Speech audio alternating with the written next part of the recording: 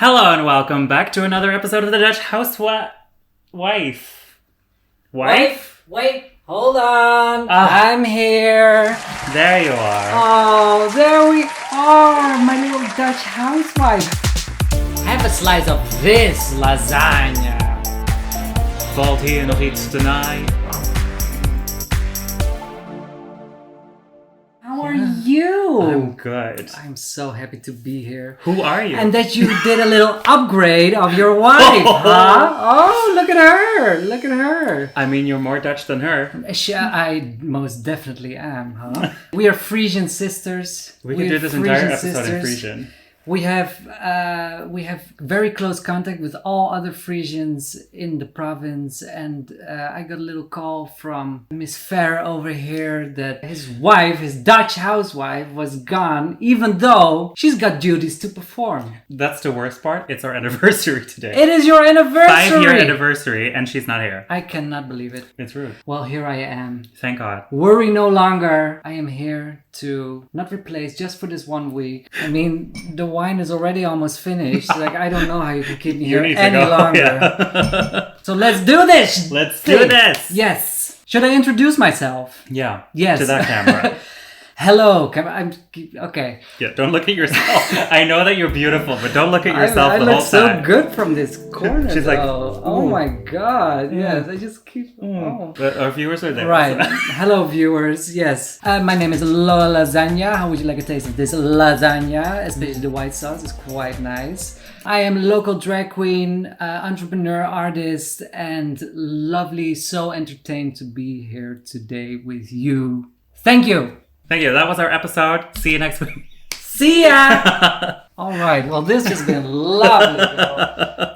But yes, I am so happy. I was so glad when I got a message from you asking me to be on your show today. I watch it every time it comes out. I'm so proud of you guys. I've known you for quite a while. 1 week, yes. I've known you for quite a while, and I just love your show. And yes, thank you so much. So honored to be here. Very honored to be here. I should be honored to have you here, actually, because if it weren't for you, Lesmita wouldn't have a drag career in Groningen right now. This is true. Can we tell this story? Tell it. So actually, Lesmita and we met quite a while ago. I think it was like 2 years ago. I think it was about... Ish. I was doing a gig together with Anastasia van Beverhausen, another queen here in the city. And we were doing a gig. And at some point I saw you and Lesmita out of drag in the crowd. And I remember that not Lesmita, but everyone that she was with, all her friends were saying, oh my God, you have to talk to this queen. Lesmita completely quiet. She was, yeah. For you guys setting me up here or something, and then we got to exactly, you were, and we got to speaking, and she showed some pictures, and I was immediately like, hey, Anastasia, come have a look at this queen. And she took a look at the Instagram picture, and I think she immediately book? Yeah. Let's that night? Yeah. Well, she booked her for, it was an audition. The next gig was an audition. Right. And then afterwards, she was booked for another show at the Prince. And it's such a fun addition, and it was so much fun to have her around. And I enjoy Lesmita also so much. It breaks my heart that you're cheating on her now, but... But at least it's with you. Hey. Yeah, but like literally without that connection, it would have never happened probably. Well, it would have happened, but in a very different way, and probably a year later at least. Yeah. So thank you for getting her out of the house. So at the end of this episode, we have a nice little surprise. Ooh. Not just Lola. We have an interview with Juicy Kutoure, who sadly had to go home last week. And we talk about her drag, her walk, everything in between. And it's a really nice conversation, and you can check it out now, but you'll miss Lola and me, which will be rude, but there will be timestamps down below. But we're here to review the second episode of Drag Race Holland already, season 2, episode 2. Oh, time moves so fast. Way too fast. Didn't it go, like, I want to talk about this, like, it went so freaking fast from, there's gonna be a new season of Drag Race Holland to the actual first episode. It was like... There was like a week in between. Oh my God. I was like sleeping one night and suddenly it was there. Like, Bam. who are these people? Yeah. Great. Yeah. Fun. Yeah. It's so weird as well. Because the first season aired during pandemic. It did. And that lockdown has only just ended.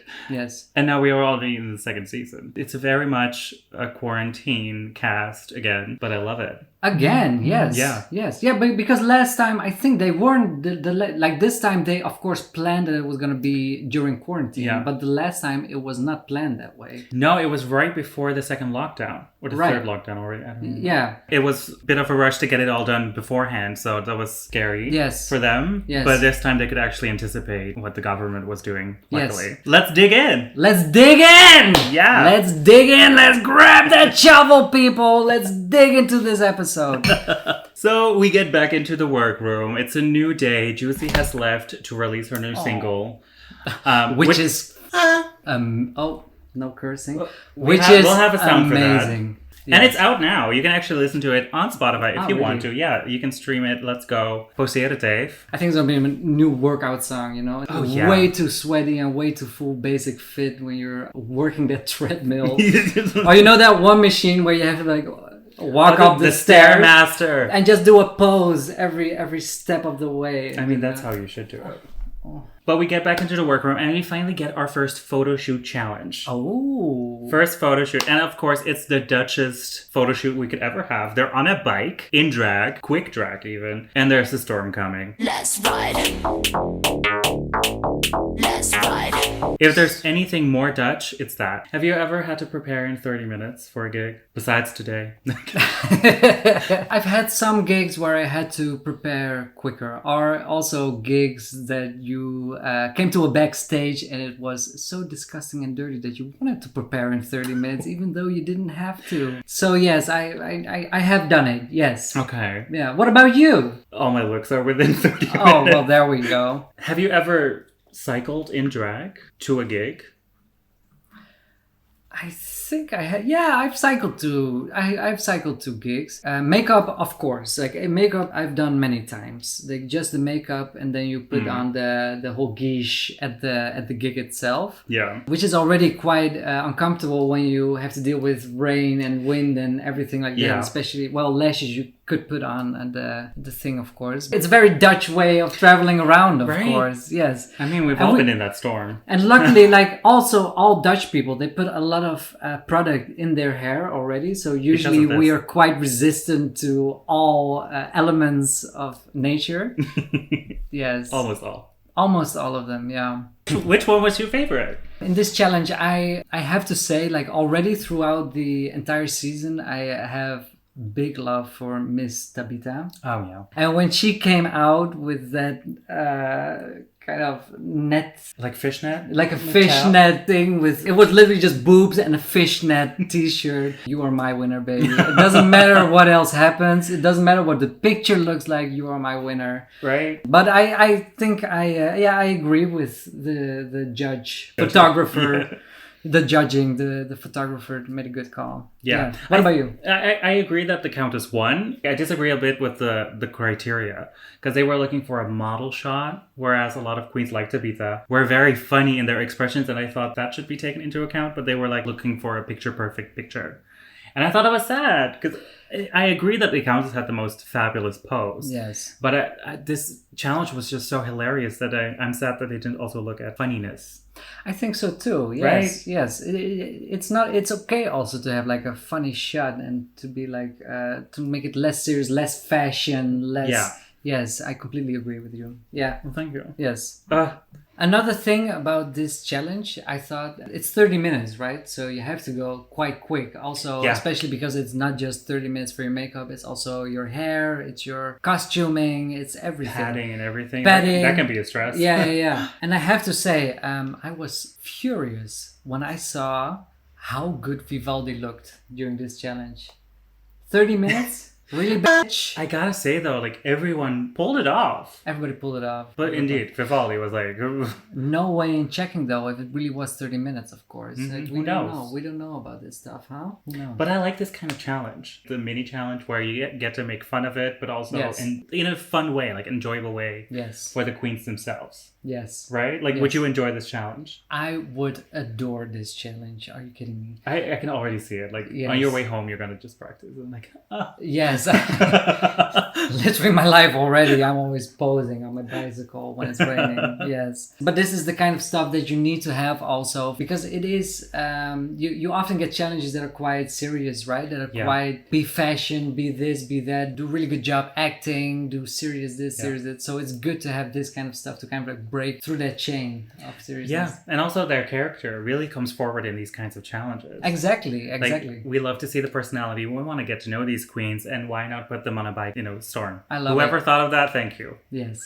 More of this. Please. More of this. Please. Because I don't know, last season we didn't have that many mini challenges, did we? No. No. Not as many as I would have hoped. Yeah. Let's no, just say I that. love mini challenges. Yeah, But... I agree. And then, of course, this episode is the first ever Dutch sewing challenge. Finally! Right? Finally! You can sew, right? Yeah, I sew every now and then. I mean, yes. you just said you sewed this yourself. So. Yes. It's on camera. It's proof. Yes. Yeah, I do so. I also work as an artist and I make soft sculptures. Serena Cha-Cha. No, not that kind of soft sculpture. It is, I make sculptures out of fabric, which is not immediately wearable, but now also I combine it with wearable shapes. So I really love making stuff myself. Yeah. Yes. So you're the perfect guest host for this challenge. I suppose so. Well, Right? maybe. Let's see. Yeah. I have to say, it's very Dutch drag to order from a designer. So I'm very excited to see all these Randstad queens actually have to sew themselves. Should we talk about that first? Like about the designers and... Do you want to talk about that? I do kind of want to talk about it. Let's talk about it. So a lot of queens, on season 1, we saw a lot of queens order from the same designers, work with the same designers, however you want to put it. We started to notice in the runways that some looks were definitely by the same designer. And of course, it's a small country, but what I personally love the most is when a queen really puts in her own effort, her own design, and then is able to make it herself. How do you feel about that? Well, it's a very interesting thing because I think it's something I don't notice. Like, I have not been part of the drag scene long enough to see like how it went like back in the day. Let's say. I do see that even queens that are just starting out, that they buy a lot of stuff, like designer stuff. They give orders to let other people make stuff, or they just buy stuff off designer. It doesn't mean that it's a bad look, but they immediately start off that way. Even like the younger queens, the queens that immediately start out. I feel that there's such a huge power in creating your own things, to make something, to have an idea, to visualize that idea first on paper, and then to realize that idea. For me, also as a drag queen, it helped me out so much to find out also who my character is, who my drag persona is, through making my own things and not just buying stuff that I saw to look like another queen. It was also something that Tabitha said at some point in the workroom. A lot of queens, a lot of younger queens, they try to impersonate almost like what they think a drag queen should be. Yeah. Perhaps, like, I always saw this as a product of the fact that Drag Race is now mainstream. Yes. So there is a certain public image of a drag queen that a lot of people expect to see. And I think if you step into drag now, or just 2 years, 3 years, 4 years ago, yes, you might already go into drag with that perceived connotation rather than having your personality be the basis of your looks. Because you put a lot of your personality in it. If you literally have everything to choose for yourself. If you start from your own mind and like your own ideas, you visualize it and you make it, then it is literally from you. It is from your personality. It is from your character. And that's why I love the sewing challenge. It is. Thank God it is finally here. Right? Yes. What I love as well is that it's the unconventional materials challenge in the same thing. Yes. I like on Project Runway, I love that. I love that so much. And I loved like when they were picking things that the Countess, for example, went with such conviction. She was like, the alligator, the plant, and done. Which is stuff, like, if I were in that workroom, I would not have picked those things I was like, at all. That's difficult stuff to work with, right? I think it is, like, especially the alligator, and but maybe she's worked with that stuff before or something, we don't know, but it seems quite difficult to handle, to think like, oh, I'm gonna sew that or glue that and make that into a costume. Yeah, I think it's very difficult. I once had this fabric with like a plastic film layer on it. Right. That was like for a mermaid dress. My friend was sewing it, and she was like, the needle kept sticking into the, well, it was always sticking into, but the plastic was like sticking to the needle. So it was going through it with a lot of more effort than it should be, and it was like dragging along a little bit. Right. And I was like, but the alligator is like just that plastic film. It's just that stuff. So that's impressive. We'll dig into the looks later on, but just that she looked at it and thought, yes. Like instinctively, you would go for like the fabric-y materials, right? The fabrics, like the stuff that you can sew, that you can put under the sewing machine. I think that's what you would instinctively go for in a sewing challenge. Yeah. So I love that she went for 3 things that weren't that. So that's commendable to begin with, especially if you have the extra time. First, we have a long segment in the workroom, which I always love because during these sewing challenges, you get a lot of time with the queens because they're sewing, they're interacting, and we get these nice little moments. So we get a little segment about romance and trade that I want to talk about. I literally have written down here, who would you sew? Because exactly, because in Dutch you say like naaien. Yeah. So and I also put down there Tabitha lust ze wel. I was already thinking, like, how do we translate that? I was literally thinking, I don't think it was even a question of Tabitha. It was just, Tabitha wanted to state that she found My Li'l Puny, she found... Yeah, she just wanted to say She found her trade. She just wanted to say it. She was like, I have a question. I want to fuck you. Yeah. Who do you guys want to sew? So who you guys want to And she was like, ow, go first. Okay, Tabitha, you can do your thing. Yeah. I love that you also wrote that down. Because I was like, first of all, what is trade? I feel like a lot of people have different definitions for it, but for me, it's just who's the hottest. Well, but she was saying it differently, right? Like she was saying, wie wil je naaien? Yeah. So it was about like, who do you want to... So it wasn't really trade, because trade, I think, is like very much like, is like a different thing as saying, who do you want to... Right? I mean, for me, they would be the same. Right. Okay. So I thought it was interesting that everyone went with Puny, but I would say number one, hottest of the cast, number one trade would be Ivy. Oh, well, there we go. And then Keta, and then Reggy. That's my top three. I would.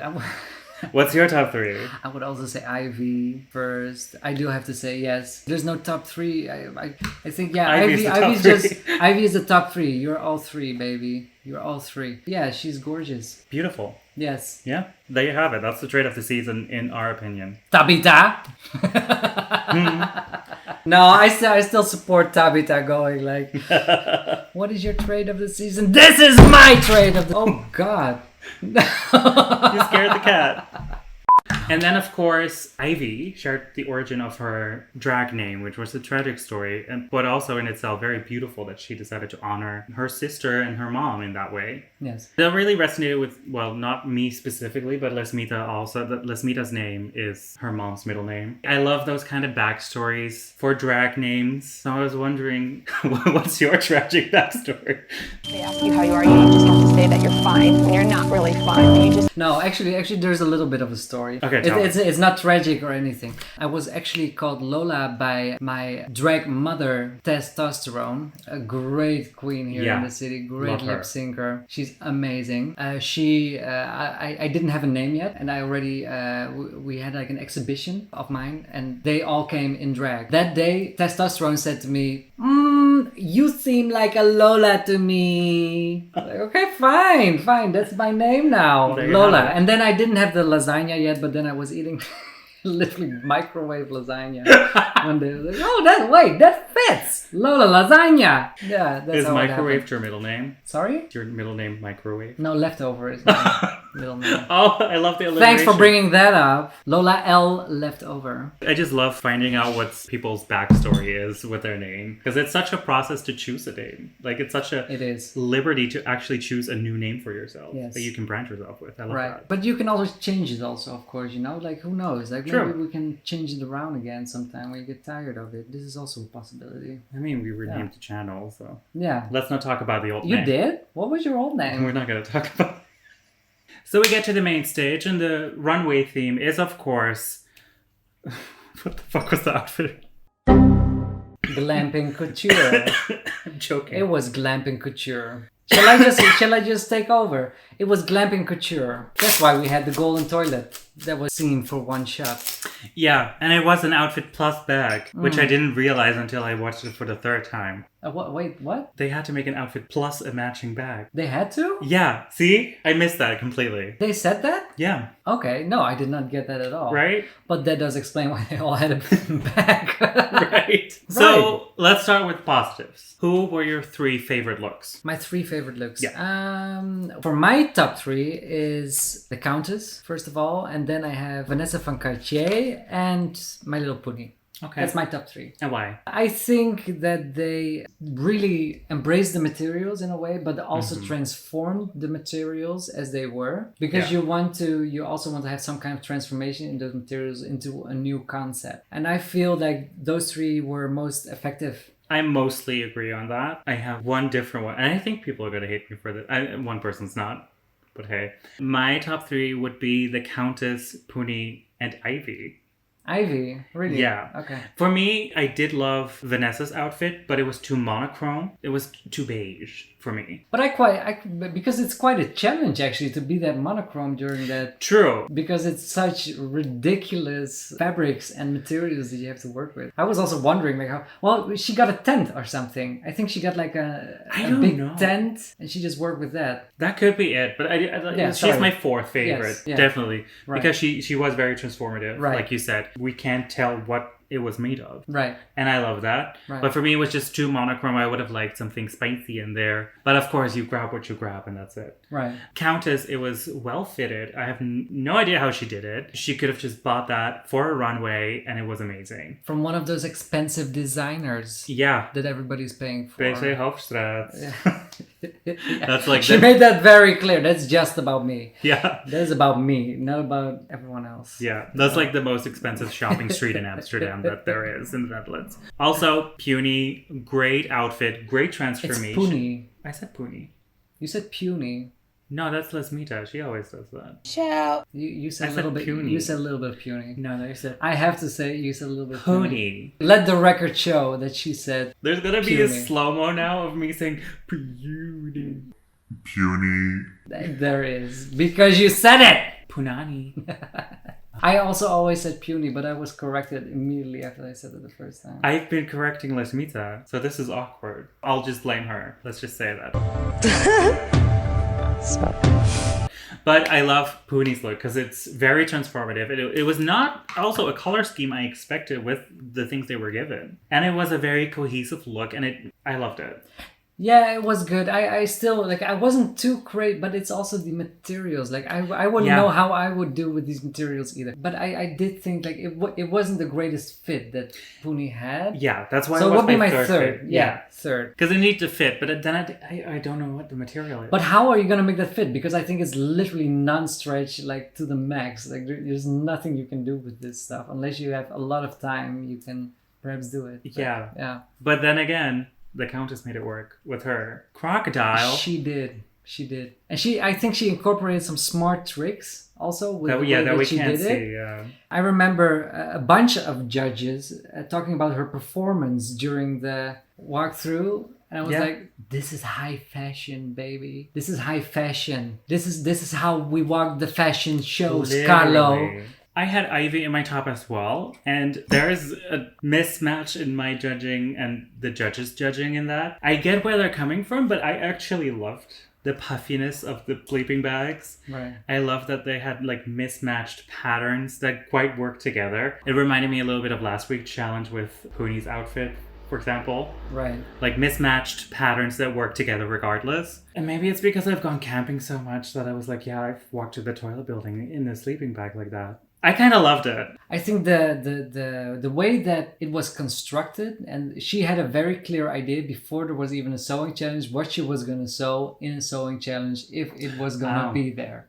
I see what you mean. feel. Because this concept is amazing. Like, it's gorgeous. It is nightgown. It is made for the red carpet. It is like the cape, the dramatic cape, and the whole body like suited. It was gorgeous. However, I feel that concept that she had and that typical shape that she had in mind for that dress, it did not work at all with the material. That dress is meant to be skin tight. It should be skin tight. It should be show your beautiful curves. It should show your lovely bottoms. It should show every single curve of your body. And because you chose like a blanket, it becomes way thicker than that would normally fall. And that's why I thought it wasn't as successful as the rest of it. But it was still a good look. I would perform in that shit. Yeah. Perhaps. I would definitely perform in it. Yeah. The wig though, I didn't like the wig with it. Did you like the wig with it? I love the wig. You love that wig? With that look? Yeah. Oh no, I did not like the wig. It was like messy bed hair. And I associate that with camping. Like, I never look good when I go camping. It wasn't really messy bed hair. It was just messy hair. If you want messy bed hair, you have like a big thing sticking out here, you know? Like right on the top, and you're like, one side is like completely like messed up and the other is like kind of okay. It would be asymmetrical, right? No? It's just my hair is never on top. It's like always sagged out. It's frizzy. It's like a triangle, and that is what she had.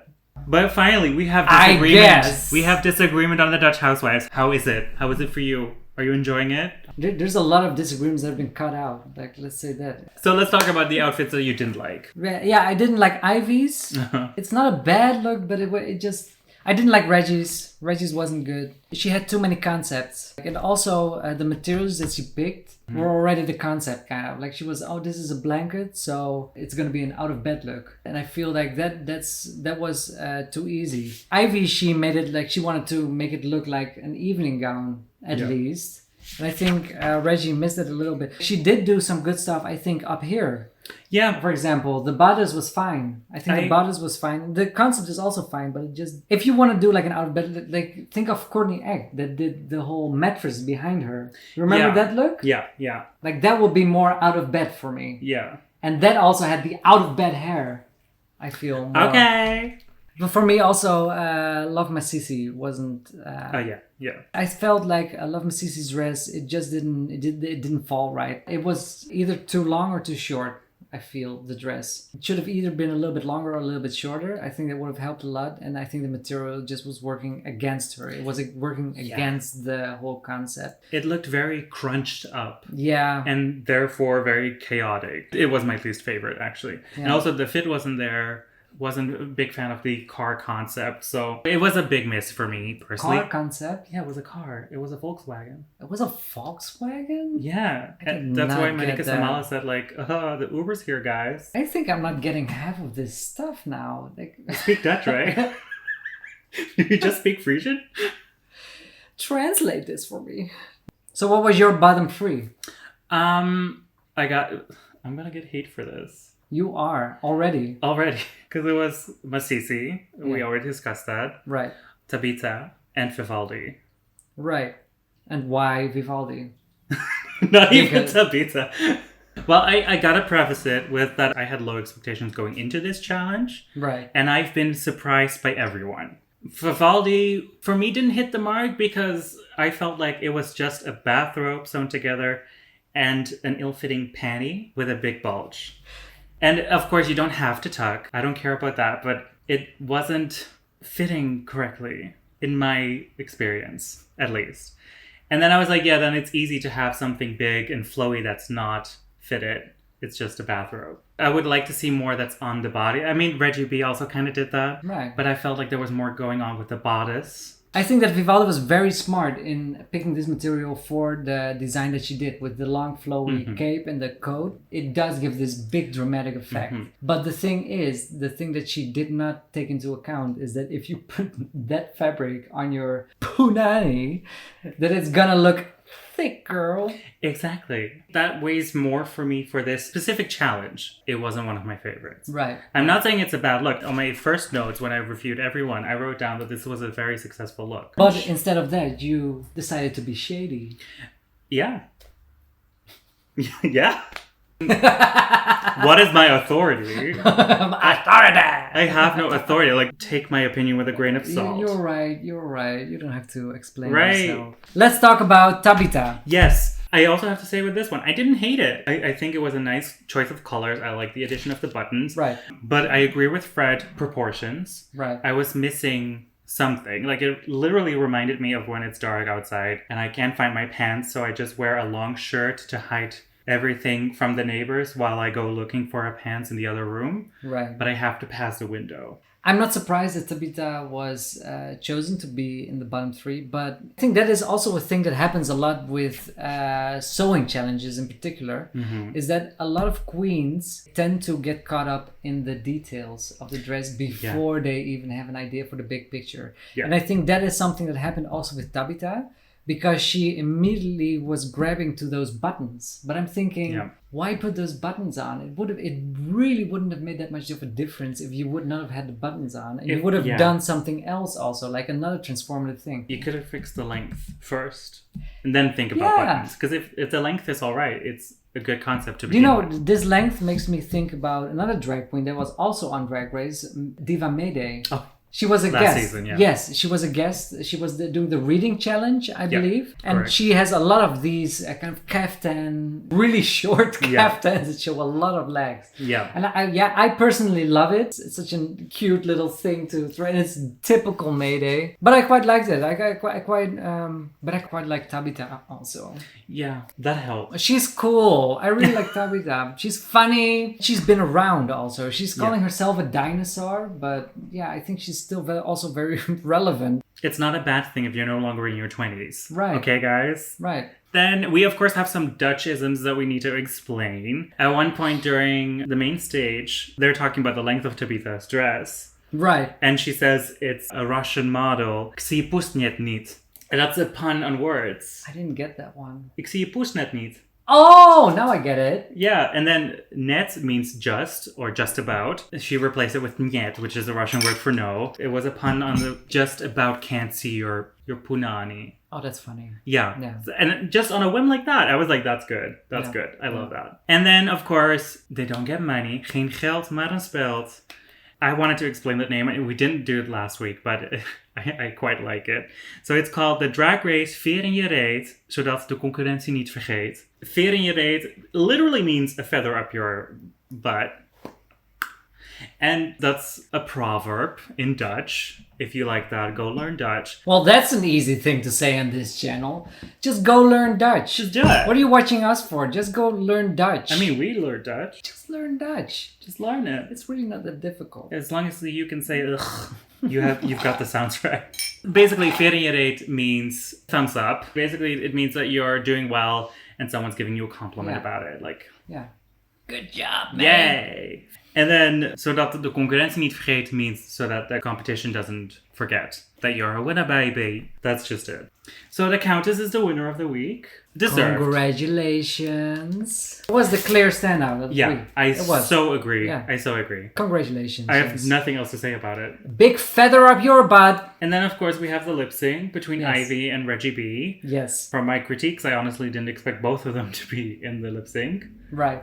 At the point of the competition, I do get that Reggy was eliminated somehow. Like, it does make sense. Of course. She was in the bottom last week. Yeah. Yeah. But I still think it's unfortunate. It was a great song. to perform to. Such a great song. Thelma Houston. We saw the British version with the Communerds. We saw it on Drag Race UK also, this song. I was so happy to see that there was no splits because the song doesn't call for it. And I see a lot of people that do like resort to splits. Oh, yeah. I have to say, if I could do a split, I would do it as well. Every single. I'd be in a split. Yes. I'd be splitting right now. But I saw Ivy just seizuring on the stage, like possessed by the spirit of Thelma Houston. I was happy to see it, and yeah, great. The lip syncs this season are really great. They're good. Like, I discussed it with Juicy as well, and we were like, y'all really set the standard for this season, and I love it. Right. Yeah, very good. Yeah. Yeah, we like to see a good lip sync. It's what we do, right? It's entertaining. It's what we do, yeah. Well, that's already it for this episode. Already? Yeah. The glass is empty. Yeah, so Yes. she needs to go find more wine.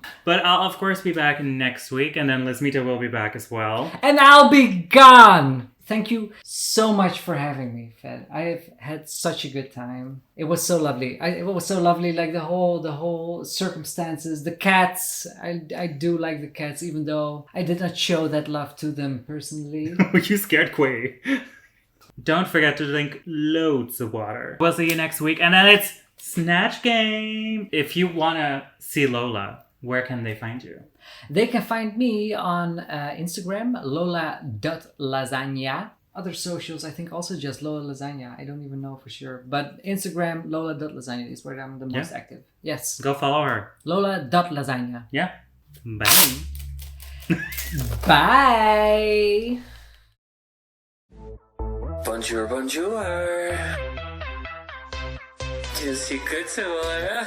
Welcome, and thank you so much for doing this interview with us. First of all, you're an Instagram queen, and Instagram queens get a lot of hate for being an Instagram queen. Yeah. But I want to know more about it, because how did you become an Instagram queen? Basically, I didn't really feel the urge to perform or do things. I just wanted to share my art. I was a makeup artist before I was a drag queen. And I was just like, okay, let me just do what I was doing before, but then in drag, So that's how it started, really. And then people were like, oh, but maybe you should do this and this and that. And I was like, okay, I'm thinking about, the opportunities that I could do. So I did do a few performances, but more of a hosting performances, not really, a giggity performance.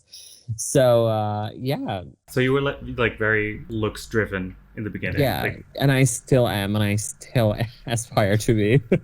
It's a good aspiration. I mean, your looks are flawless. Thank you, babe. So how would you, of course, you were only in for one episode, unfortunately, but how do you look back on that whole experience? The best way to describe it is it was an experience, in so many ways, good and bad. I'm very grateful that I was given the opportunity to participate, so I'm very grateful for that. It was just an experience on itself.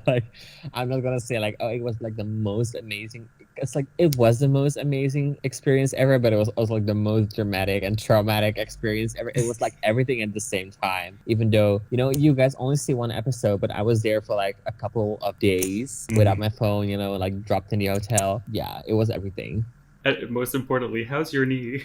A lot of people have been asking me. It's quite good. Actually, it's getting better, especially the last weeks. When I put this body makeup glow on, you can barely see it. But without my makeup on, you can definitely still see a scar. And you can still see little dots where all the rhinestones were. But I think it's going to be fine in the end, I hope. And otherwise, just have the permanent scar from Drag Race, whatever. Right.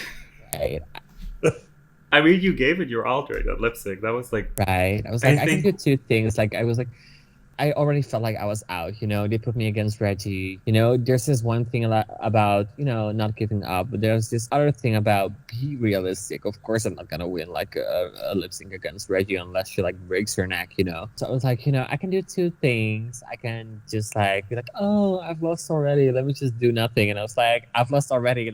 Give a fuck and let me give it everything. Let's make the last moments count. And it's stage experience, right? So right. I mean, it's definitely one of my favorite Dutch lip syncs so far. I'm sorry, but me and Reggie, just as soon as we came backstage, we said to each other look, we really set the bar for the first lip sync. Yeah.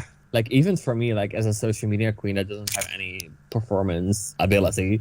Like I did give it my all, so I didn't do anything without an excuse. And I was like, this is really also I think a nice lip sync, especially for like last season. Like the only person that gave like a good lip sync was Abby, and she had to do it like 5 times because nobody else did it. So Thank God we were for like, that. we really set the bar for the lip syncs, and I'm proud of that actually. Yeah. I'm curious to see how the rest will do the rest of the season now, because indeed the bar is high. Well, there are gonna be some funny lip syncs for sure. That's all I can say for now. I've seen some, so I love that. Well, I'll prepare mentally for those. Ooh. How was because the premiere was in Tuschinski, right? Yeah. One of the biggest theaters known in the Netherlands. How was that? To be honest, it's nice because I've been speaking to like some podcast people before, and nobody like asked me about the premiere. But it's really nice because I mean it was a big thing.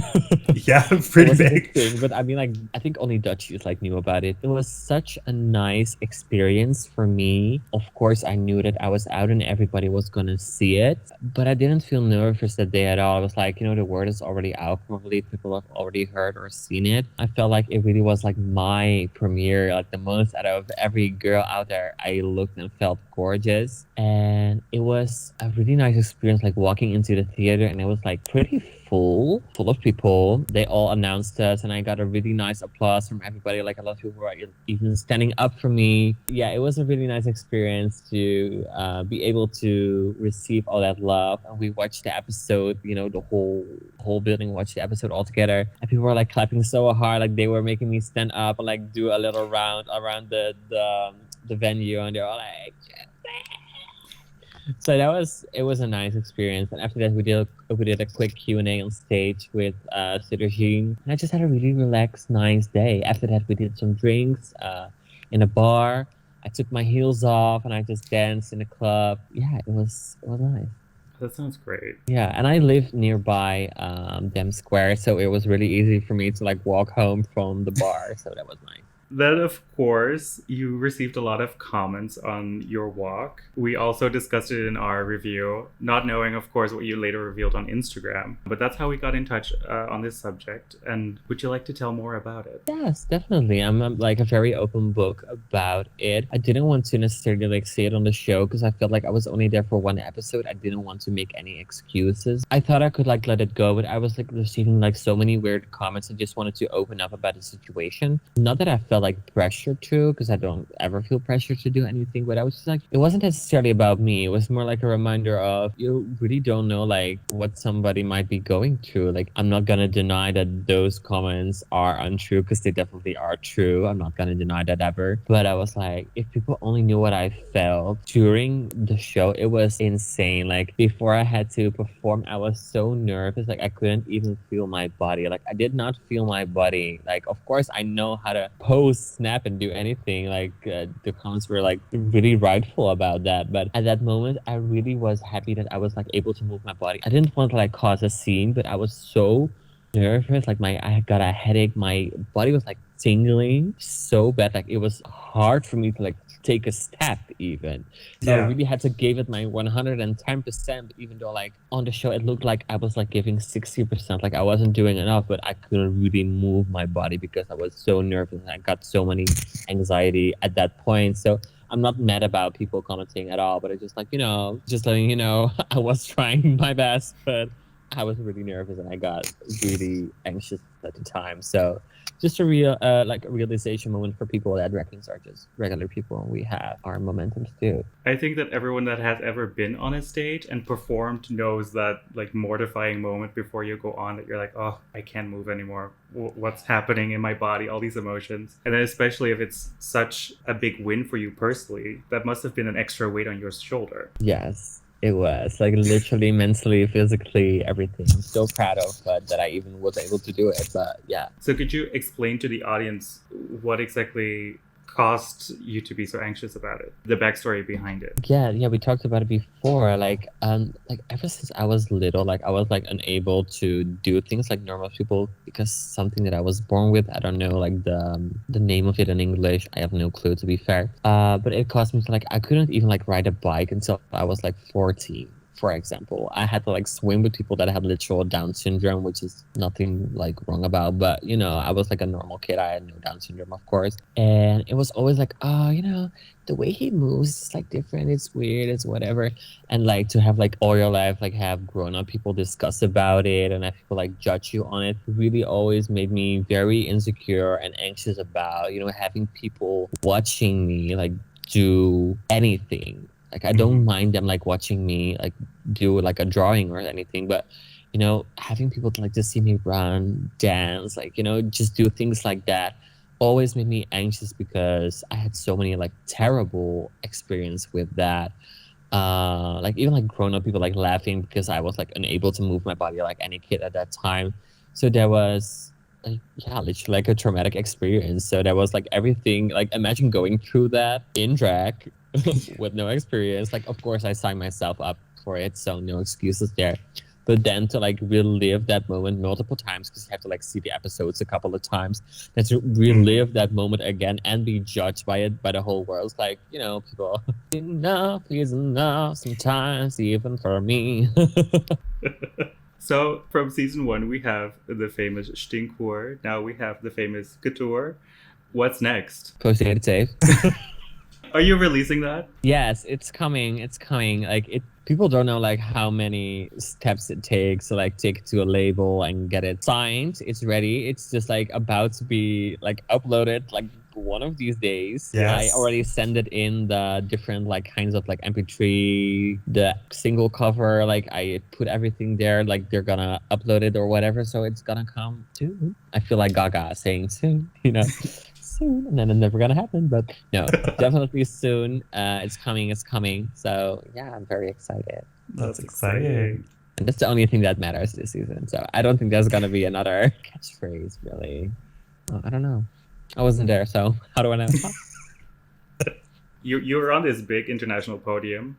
What do you want to do with that podium that you have now? I want to meet more of my fans in real life, whether that is with like hosting, performing, whatever. Of course, I want to do that more as well. I want to connect with different brands, get like nice collaborations that inspire other people. Of course, I want to continue to be a pretty Instagram queen, make nice pictures, do good photo shoots, just see what is out there. Yeah. Well, I wish you the best of luck with that. If people want to find you, where can they find you? They can only find me on Instagram. A true Instagram queen. A true Instagram queen. Stays on that. Well, we'll put the handle on everywhere on the screen, wherever you want it. And people can find it. If they don't follow you yet, they should. Yeah, because the content is perfect. Yeah, my account is locked, so you need to follow me for my contact. So. Oh, it's exclusive. It's exclusive. Exclusive to almost 8,000 people. Yes.